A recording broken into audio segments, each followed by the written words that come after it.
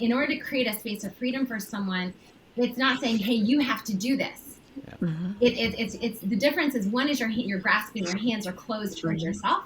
The other, your hands are open, right? So there's space for that person to fly. And if you're creating space of freedom, it's saying they could choose to walk away.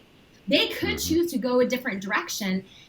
And I love them still. And I encourage them still, because more than I want what I want their good. I want their joy.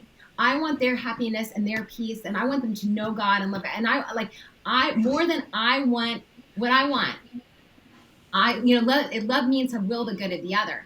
And if I believe that, and I'm living out of that space, then that means my hands are wide open to every person I encounter, whether it's someone I'm dating, whether it's someone I'm married to, whether it's with a friend or a coworker or a collaborator, and those things. And it's saying, hey, there's a space for you to choose what you need to choose for your life.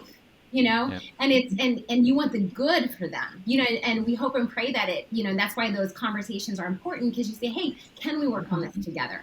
Hey, can we collaborate on this together? But, I just think the difference is, one, your hands are closed towards yourself, and the other, your hands are open towards the other. Like, I love and I care about you, and I want to understand, and how can I help you to show up how you want to, just as you're wanting to help me show up, I want to.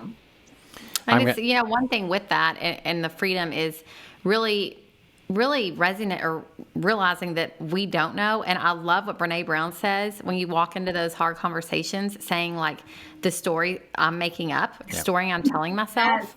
It's so helpful, because your reality is not my reality. Yeah. And so it's just a really great practical pearl. If you have something going on in your life, just remember it's the story you're telling yourself, and that may not be what they're telling themselves, right? Mm-hmm. So I'm talking through it, you always work through it better. It's so much worse when you stay quiet and you're not freedom, right? You're trapped in your own mind. Yeah. So in order to be free, you have to be willing to risk that vulnerability and step out and discuss what's going on. Mm-hmm. Yeah.